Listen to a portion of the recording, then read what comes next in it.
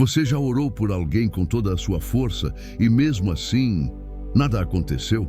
Já chorou aos pés da cama de quem ama, com as mãos levantadas e a alma desesperada, pedindo por um milagre que não veio? É difícil admitir, mas há orações que parecem bater no teto e cair de volta no chão, frias, pesadas, sem resposta. E o pior, a gente se culpa. Acha que não teve fé suficiente, que Deus não ouviu, que talvez ele tenha desistido. Mas, e se a verdade for ainda mais profunda? E se algumas orações, por mais sinceras que pareçam, desagradam a Deus? A promessa que eu te faço agora é dolorosa, mas libertadora. Hoje você vai entender por que nem toda oração feita por alguém doente é bem-vinda no céu. Vai descobrir o motivo por trás do silêncio, da estagnação, da ausência de milagre. E mais do que isso, vai parar de orar no escuro. Vai orar com os olhos espirituais abertos, com discernimento e direção. E finalmente vai ver o céu se mover. Não por emoção, mas por revelação. A gente foi ensinado que qualquer oração é boa, que basta dobrar os joelhos, juntar as mãos e Deus se comove. Mas isso é meias verdades revestidas de religiosidade. A palavra de Deus vai além. Em Tiago 5,14 está escrito: está alguém entre vós doente? Chame os presbíteros da igreja e orem sobre ele, ungindo-o com óleo em nome do Senhor. Mas isso não é uma fórmula mágica. É um convite a algo mais profundo, algo que envolve fé, sim, mas também quebrantamento, autoridade e comunhão. Imagine a cena, uma mãe ajoelhada ao lado da cama do filho doente, clamando com voz trêmula, lágrimas nos olhos, o coração na mão. Mas o que ela não sabe, o que muitos de nós não sabem, é que o corpo pode estar doente, mas a alma também pode estar em guerra. E quando oramos apenas pelo que vemos, sem perguntar ao céu o que realmente está acontecendo, corremos o risco de tocar onde Deus ainda está trabalhando, de interromper um processo sagrado com nossas urgências emocionais. Há orações que parecem intercessão, mas são interferência. Há pedidos que, sem perceber, tentam forçar a mão de Deus, como se a nossa vontade de ver a cura fosse maior que o plano dele. Mas e se a dor estiver sendo usada para tratar o coração?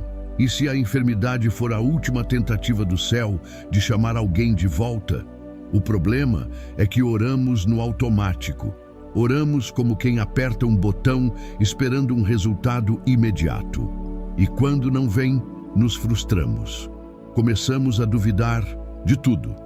Mas a verdade é que não é a intensidade da oração que move o céu, é a origem dela. O que sustenta uma oração não são palavras bonitas, mas a integridade de quem ora e o alinhamento com a vontade de Deus. E aqui vem a virada. Um choque, uma revelação que ninguém quer ouvir.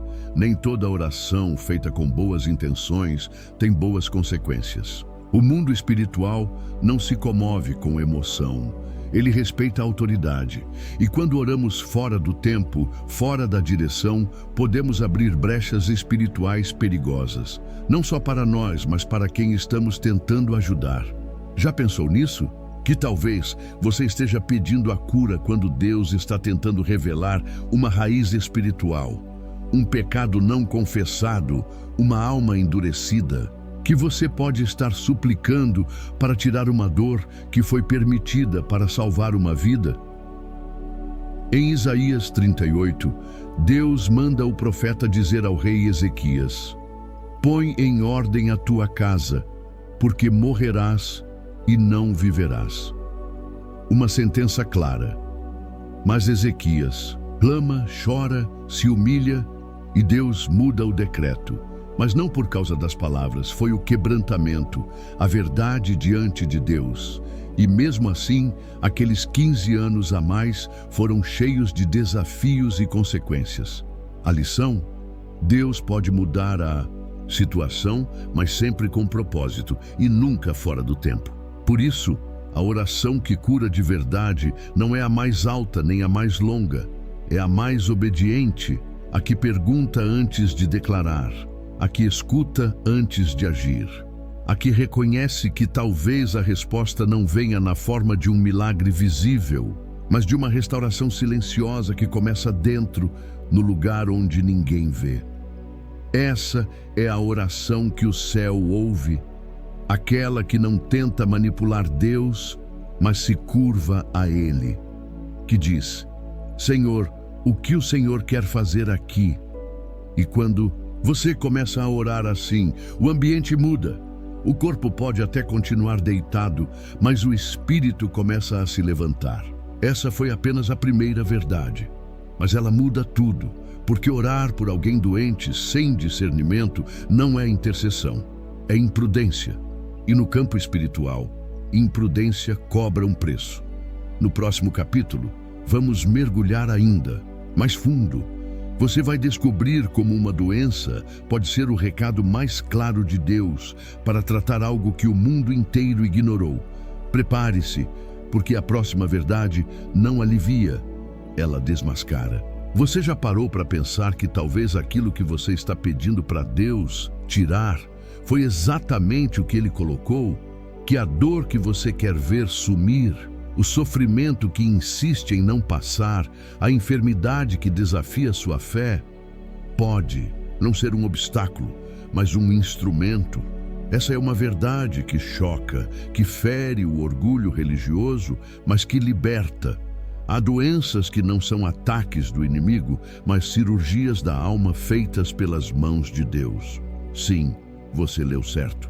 Tem enfermidade que Deus permite. Não porque Ele é cruel, mas porque Ele ama demais para deixar a alma morrer saudável por fora e apodrecida por dentro. E quando o corpo grita, muitas vezes é a alma que está tentando ser ouvida. Mas a gente só quer calar o grito, só quer apagar o sintoma. E sem perceber, tenta impedir o céu de fazer o que só o céu sabe fazer. Tratar onde ninguém mais pode tocar.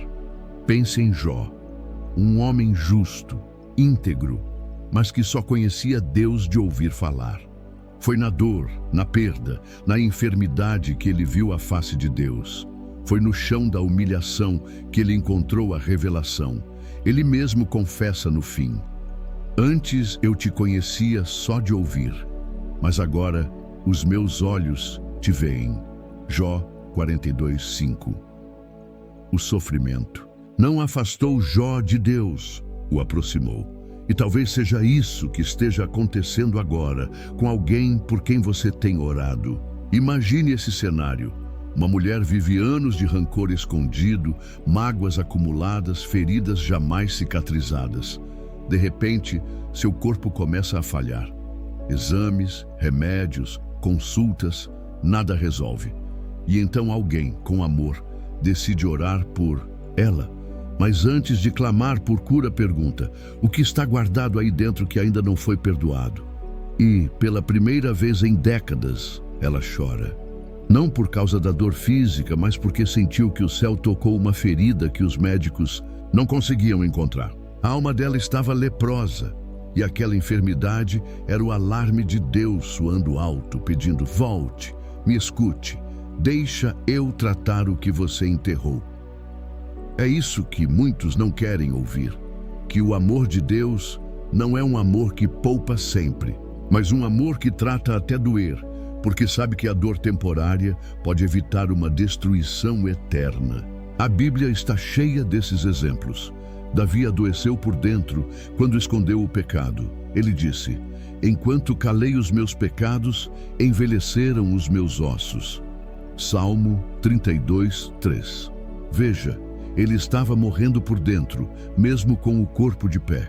E essa é a virada. O que você acha que é castigo pode ser um ato de misericórdia. O que parece atraso pode ser proteção divina. E o que você chama de enfermidade, o céu pode estar usando como ferramenta para quebrar o orgulho, silenciar o barulho da alma e trazer arrependimento. Então, antes de pedir para Deus remover a dor de alguém, pergunte a Ele: essa dor está revelando o quê? Pode ser que a pessoa por quem você intercede esteja mais doente na alma do que no corpo. Pode ser que ela precise primeiro se reconciliar com Deus, liberar perdão, confessar algo escondido, e só então o corpo reagirá. Porque a maior cura não é a que aparece no exame, é a que restaura o espírito. Essa verdade muda tudo, porque nos obriga a parar de orar como quem exige e começar a orar como quem escuta, como quem entende que o céu nunca erra o diagnóstico. E se Deus está permitindo a enfermidade, talvez seja porque a alma ainda não permitiu ser tratada. No próximo capítulo, você vai descobrir por que impor as mãos sobre alguém doente sem estar espiritualmente preparado pode custar muito caro. Porque o que parece um ato de fé pode ser, na verdade, uma porta aberta para o inimigo. E é aí que muitos intercessores bem-intencionados acabam feridos. Prepare-se, o que vem agora é forte e real. Você já sentiu um peso estranho depois de orar por alguém? Uma exaustão repentina, uma tristeza sem explicação, uma opressão que parecia vir do nada? Talvez você tenha achado que era só cansaço espiritual. Mas e se eu te dissesse que você pode ter entrado em um campo de batalha sem armadura? E se naquele momento em que impôs as mãos sobre alguém doente, você tenha feito mais do que um gesto de compaixão? Você abriu uma porta espiritual para algo que não compreendia? Essa é uma das verdades mais ignoradas pelos cristãos hoje. Impor as mãos é um ato espiritual profundo, com peso, com consequência, com responsabilidade. E quando é feito sem discernimento, sem autoridade, pode se tornar um convite para o inferno atacar. A Bíblia não silencia sobre isso. Em 1 Timóteo 5:22, Paulo é claro: a ninguém imponhas precipitadamente as mãos. E ele não. Está falando de educação, está falando de proteção. Imagine a cena: uma jovem crente cheia de zelo coloca as mãos sobre um homem enfermo durante um culto. Ela ora com fervor, com fé, com tudo o que tem. Mas naquela noite ela não dorme. Pesadelos, angústia, opressão. Nos dias seguintes, seu ânimo desaparece, seu corpo adoece. Ela começa a se questionar: o que está acontecendo comigo? O que ela não sabia é que aquele homem carregava sobre si fardos espirituais antigos, pactos ocultos, maldições geracionais. E ao tocar nele, ela se conectou espiritualmente com uma atmosfera que não estava preparada para enfrentar. Isso te assusta? Deveria, porque muitos intercessores estão adoecendo por tocar onde Deus não mandou tocar, porque confundem empatia com autorização. Acham que toda necessidade é um chamado, que toda dor é um convite. Mas o mundo espiritual não se move por boa intenção, se move por autoridade. E só tem autoridade quem vive no altar. Atos 19 nos mostra isso de forma chocante. Os filhos de Seva, homens religiosos, viram Paulo expulsar demônios e decidiram fazer igual. Usaram as palavras certas: esconjuramos vocês por Jesus, a quem Paulo prega. Mas o espírito maligno respondeu: a Jesus eu conheço, a Paulo eu sei quem é, mas vocês, quem são? E os atacou, os envergonhou, os feriu, porque sabiam as palavras, mas não tinham vida com Deus. E no mundo espiritual, o nome de Jesus só tem poder na boca de quem se rendeu a Ele. Agora escute isso com temor. Não é todo mundo que pode orar por cura, porque há doenças que não são apenas físicas, são espirituais. São sinais de prisões interiores, de contaminações profundas, de laços com o oculto. E quando um intercessor se aproxima, precisa estar cheio do Espírito, revestido de santidade, sensível à voz de Deus. Ou corre o risco de se tornar vítima da guerra que tentou vencer sem armadura. Já conheci pessoas que adoeceram depois de orar por outras, não por falta de fé, mas por falta de discernimento, porque se precipitaram, porque agiram na emoção, porque não pararam para perguntar: Senhor, Tu estás me enviando para isso? E essa simples pergunta poderia ter evitado feridas que o tempo levou anos para curar. A verdade é dura, mas é urgente. Não toque onde Deus ainda está tratando. Não imponha as mãos só porque você sente pena. Pena não é cobertura. Emoção não é escudo. E compaixão sem direção pode te colocar em confrontos que Deus nunca te chamou para enfrentar. E se hoje você está carregando um peso espiritual que não entende, talvez tenha começado com uma oração precipitada. Deus pode te libertar, te restaurar, mas Ele também quer te ensinar. Porque a intercessão não é um gesto bonito, é uma guerra invisível. E guerra se vence com armadura, não com improviso. No próximo capítulo, vamos expor a razão pela qual algumas curas nunca acontecem, não importa o quanto você ore.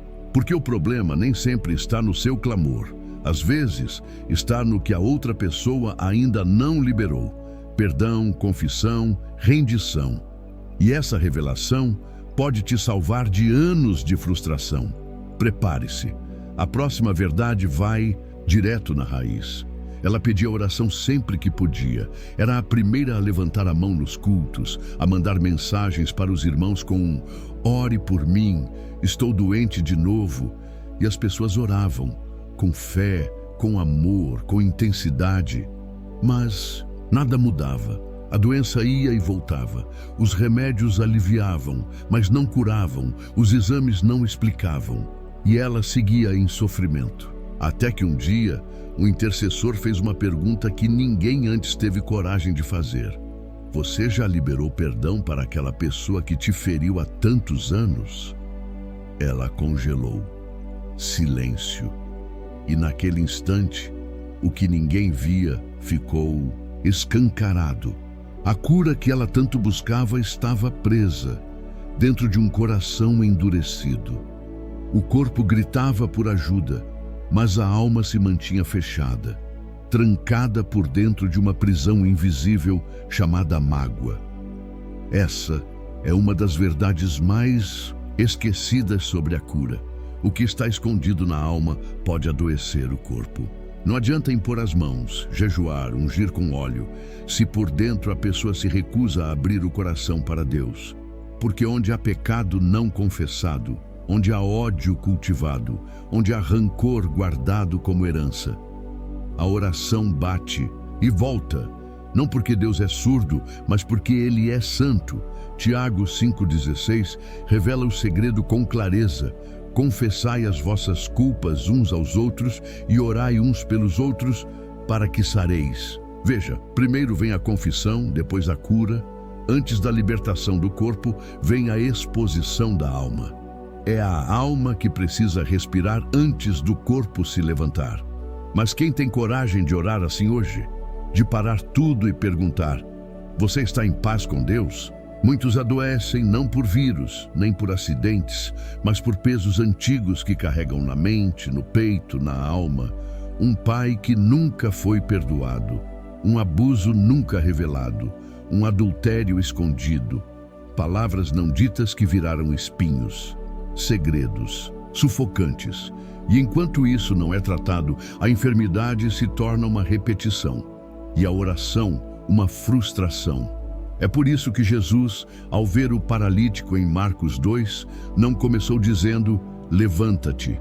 Ele começou com a sentença mais ousada que alguém poderia ouvir naquele momento: filho, os teus pecados estão perdoados. O escândalo não foi por causa da cura, mas por causa do perdão. Porque o pecado era a raiz da paralisia. A libertação da alma precedeu o milagre do corpo. E isso nos ensina algo poderoso. Não adianta querer pintar a parede se a estrutura está rachada. Mas sabe o que mais dói? É que há pessoas orando por cura sem coragem de perguntar o que está por trás da dor. Orando por saúde quando o que Deus quer é arrependimento. Orando para aliviar sintomas quando o céu está esperando confissão. E assim, a gente insiste em fazer orações emocionadas, mas espiritualmente estéreis. E aqui está o choque.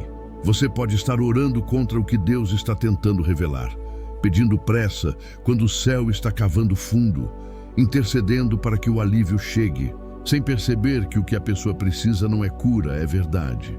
E enquanto isso não for trazido à luz, o milagre não vem. A pergunta que ecoa então é simples e devastadora. Essa pessoa por quem você está clamando está disposta a perdoar, está disposta a abrir o coração, está disposta a deixar o passado ir embora? Porque se não estiver, sua oração pode ser um esforço nobre, mas inútil. No próximo capítulo você vai entender por que às vezes Deus responde com silêncio e como esse silêncio pode ser a resposta mais amorosa que o céu pode dar. Uma resposta que protege, que molda, que prepara, porque nem todo não é rejeição. Alguns são a voz de um pai que sabe exatamente o que está fazendo. E essa verdade vai te ensinar a orar com maturidade e não mais com desespero. Prepare-se para ouvir o que quase ninguém tem coragem de dizer. Você já orou com todas as forças e, em vez de uma resposta, recebeu o mais ensurdecedor silêncio? Já clamou com fé viva, lágrimas sinceras, palavras rasgadas da alma e, mesmo assim, o céu permaneceu quieto? Parece cruel, parece abandono. Mas e se esse silêncio for a linguagem mais profunda do amor de Deus? E se o não que você tanto teme for, na verdade, a resposta mais cuidadosa que o céu poderia te dar? Essa é a verdade que poucos aceitam, mas todos um dia precisam encarar. Nem sempre Deus vai dizer sim. E isso não significa que Ele não te ama. Significa que Ele está fazendo algo maior do que você pediu. O silêncio de Deus é o lugar onde a fé morre ou amadurece. E quem não entende isso passa a vida orando frustrado, achando que o céu está contra ele, quando na verdade o céu está trabalhando a seu favor. Em silêncio, Paulo viveu isso.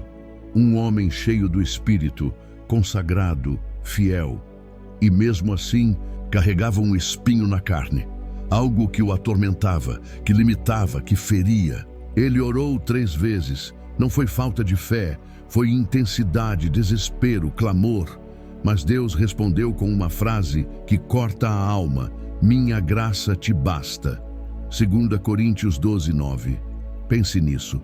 O apóstolo que ressuscitou mortos, que viu milagres incontáveis, teve que aprender a viver com uma dor que Deus não quis tirar, porque para o céu havia algo mais importante do que o alívio: a dependência.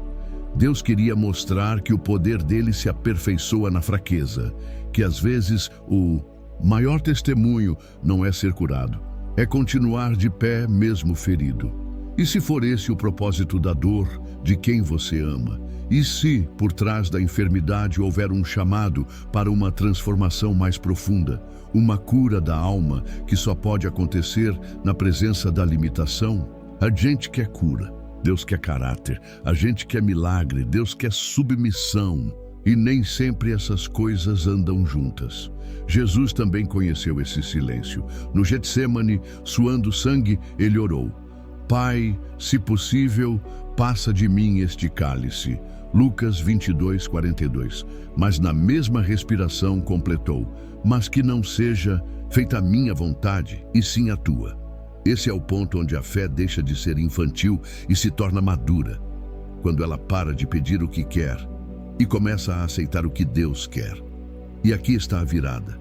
Nem todo milagre é a cura. Às vezes, o milagre é ter paz no meio do caos. É continuar adorando mesmo quando a resposta é o silêncio. É encontrar consolo na presença de Deus, quando tudo o que você queria era o alívio da dor. Porque sim, há mães que oraram por seus filhos e nunca viram a cura, mas viram salvação. Há homens que carregaram dores até o último suspiro, mas deixaram um legado de fé que abalou gerações. E no céu, isso é vitória. Por isso, antes de pedir com insistência: Senhor, cura agora, pergunte com reverência: Senhor, o que tu queres fazer aqui? Porque às vezes, o que você chama de demora Deus chama de glória. E o que você chama de ausência é Deus preparando algo eterno. No próximo capítulo, vamos mergulhar em uma verdade ainda mais desafiadora. A fé que move o céu não faz barulho, ela não grita, não exige, não tenta controlar, ela obedece. E é por isso que tantos clamam e poucos são ouvidos. Você vai entender por que a oração mais poderosa não sai da boca, mas de um coração que já se rendeu. E isso muda tudo. Prepare-se, a profundidade vai aumentar. Você já reparou como, às vezes, quanto mais barulho alguém faz na oração, menos autoridade se sente no ambiente? Voz alta, frases decoradas, gritos desesperados.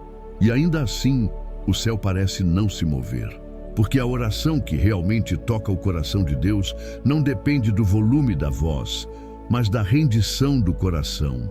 O céu não responde à performance, ele responde à obediência. E é aqui que muitos caem sem perceber. Confundem emoção com fé, teatro com autoridade, urgência com submissão. A fé que move o céu é silenciosa, é firme, é a fé de quem sabe quem Deus é, mesmo quando não entende o que Ele está fazendo. É a fé que não grita exigindo cura, mas que se ajoelha dizendo: Senhor, mesmo que não cures, eu confio em Ti. E essa confiança sussurrada, quase imperceptível, tem mais poder do que 1000 declarações vazias. Quer um exemplo? O centurião romano. Ele não era judeu, não fazia parte da elite espiritual da época, mas chegou até Jesus com um pedido direto: Senhor, o meu servo está em casa, paralítico e horrivelmente atormentado. Mateus 8:6.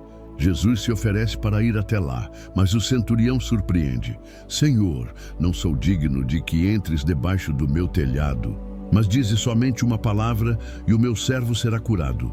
Mateus 8:8. Você entendeu? Ele não pediu toque, nem imposição de mãos, nem presença física. Ele só pediu uma palavra. Uma. Porque ele sabia que a autoridade verdadeira não precisa de espetáculo. Ela basta por si. E Jesus ficou maravilhado. Ele não elogiou a teologia, a emoção, o discurso. Ele elogiou a fé. Uma fé que entendia a autoridade espiritual. Uma fé que não precisava ver para crer. Uma fé que não exigia, mas confiava. Essa é a virada. Quem tem fé viva não precisa provar nada para ninguém. Quem vive no altar carrega autoridade no silêncio, porque a presença de Deus é percebida, não anunciada. O intercessor que verdadeiramente caminha com o Senhor não precisa impressionar. Basta entrar num quarto, fechar a porta e o mundo espiritual já percebe. Ali está alguém que conhece o céu, mas hoje muitos estão orando por cura com o coração dividido. Buscam o milagre, mas não vivem a renúncia. Querem a manifestação, mas fogem da santidade. E quando se levantam para interceder, o que sai é ruído, não clamor. É agitação, não direção. É religiosidade, não presença. E o inferno sabe disso. O mundo espiritual reconhece a diferença. Ele treme diante de quem tem vida no altar e zomba de quem só tem palavras. Você quer que suas orações tenham peso? Então entenda, a autoridade espiritual não nasce da emoção, nasce da obediência. É construída no secreto, no jejum, na renúncia, no perdão, no silêncio que ouve antes de falar. Porque a oração que transforma ambientes, que arranca dores, que cura, é fruto de uma vida que já se curvou diante de Deus muito antes de se levantar diante dos homens. No próximo e último capítulo, chegaremos no ponto mais profundo desta jornada. A oração que não apenas toca o corpo, mas alinha a terra com o céu. A oração que só é feita por quem entendeu que interceder é assumir uma responsabilidade espiritual gigantesca. Não é um gesto bonito, é um confronto direto com o invisível, e quem ousa fazê-lo Precisa estar queimando por dentro com o fogo do Espírito. Esteja pronto.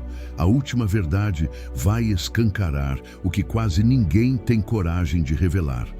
Antes de estender as mãos, pare, silencie, respire, pergunte com temor: Senhor, o que tu estás fazendo aqui? Porque essa simples pergunta pode te impedir de cometer um erro espiritual com consequências eternas. Pode evitar que você toque onde Deus ainda está tratando. Pode salvar você e quem está doente de uma oração precipitada, bonita aos olhos dos homens, mas cega diante do céu. A maioria das pessoas vê a oração por alguém enfermo como um gesto de carinho, um ato de fé. E sim, pode ser, mas no mundo espiritual, orar por cura não é apenas um pedido, é um posicionamento de guerra. É como se você colocasse os pés num território sagrado, onde céu e inferno se observam de perto. Ali não há espaço para vaidade, para pressa, para frases feitas. Só há lugar para rendição total e comunhão verdadeira com Deus. Muitos tocam nos enfermos com mãos impacientes, querem resultados, querem que Deus se apresse, querem ver o milagre, mas não se perguntam o que Deus quer revelar. E então, oram por cura quando Deus quer quebrantamento. Pedem alívio quando Deus está promovendo restauração. Clamam por resposta, sem perceber que o tempo da enfermidade pode ser o tempo da reconstrução espiritual. Lázaro estava doente. Jesus sabia, e mesmo assim não correu. Permaneceu onde estava por 2 dias. Marta e Maria não entenderam. Os discípulos estranharam, mas Jesus tinha um plano que ia além da cura. Ele declarou em João 11:4: esta enfermidade não é para a morte, mas para a glória de Deus. E foi só depois que toda a esperança humana morreu que ele se levantou e disse: Lázaro, vem para fora. A glória de Deus não é moldada pela nossa pressa. Ela não se revela segundo a nossa vontade. E é por isso que a oração madura não exige, ela se curva. Ela pergunta antes de clamar, escuta antes de agir. E espera o tempo de Deus, mesmo quando tudo dentro de si grita por urgência. Você já parou para pensar que talvez aquela enfermidade que tanto incomoda, que tanto te fere ao ver alguém sofrendo, não é o problema, é o processo? Que ali, naquela dor, Deus está expondo cadeias que estavam ocultas há anos, quebrando orgulho, desfazendo laços com o mal, chamando de volta um coração que se perdeu. E se, ao invés de pedir cura, sua missão for consolar? E se, ao invés de declarar livramento, você for chamado a apenas estar ali, ouvindo, sustentando, amando? Porque nem toda cura acontece com toque. Algumas acontecem com presença, com silêncio, com rendição. E Deus sabe quando é hora de intervir e quando é hora de moldar. A oração verdadeira não nasce da pressa, mas da presença. Não vem da emoção, mas da escuta. E só quem já foi curado por Deus sabe como interceder por outro. Porque não se trata apenas de falar com Deus, mas de falar com Deus com o coração certo. E o coração certo é aquele que não busca controlar o céu, mas cooperar com ele. Essa é a última verdade. O intercessor não é protagonista, é servo. Ele não força curas. Ele pergunta: Senhor, qual é a tua vontade aqui? E só então age, e age com temor, com reverência, com integridade. Porque sabe que ao orar por alguém doente, carrega nas mãos não só a expectativa de um milagre, mas a responsabilidade de representar o céu na terra. E quando essa oração é feita com fé viva, com alma rendida, com propósito eterno, o céu responde. Talvez não com a cura que você esperava, mas com a paz que excede o entendimento, com a força para suportar, com a presença no meio da tempestade. E isso, meu irmão, também é milagre. Agora que você ouviu as 7 verdades, que ninguém conta, chegou a hora de escolher como vai orar daqui para frente. Vai continuar se precipitando? Ou vai perguntar ao Espírito Santo antes de cada clamor? Porque quando você se curva de verdade, o céu se levanta. E onde há rendição, há glória. Que o Espírito te conduza, que a fé viva te sustente. E que o próximo enfermo que você tocar não sinta apenas suas mãos, mas a presença do próprio Deus através da sua vida. O simples fato de você permanecer até aqui já é um sinal de que Deus está despertando algo poderoso dentro de você. Agora, queremos te ouvir. Deixe um comentário aqui embaixo, compartilhando o que Deus falou com você hoje.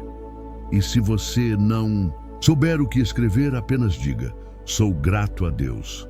Assim, saberemos que você foi até o fim com a gente e que seu coração está aberto à transformação. Não se esqueça de se inscrever no canal, ativar o sininho e compartilhar este vídeo com alguém que também precisa dessa verdade. Isso nos ajuda a levar mensagens edificantes a mais vidas sedentas por luz e direção espiritual. E para você que quer continuar crescendo na fé, vamos deixar 2 vídeos recomendados aqui ao final, com reflexões cristãs que vão fortalecer ainda mais a sua caminhada com Deus. Que a graça e a paz de Cristo continuem sobre a sua vida. Até o próximo vídeo e que Deus te abençoe abundantemente.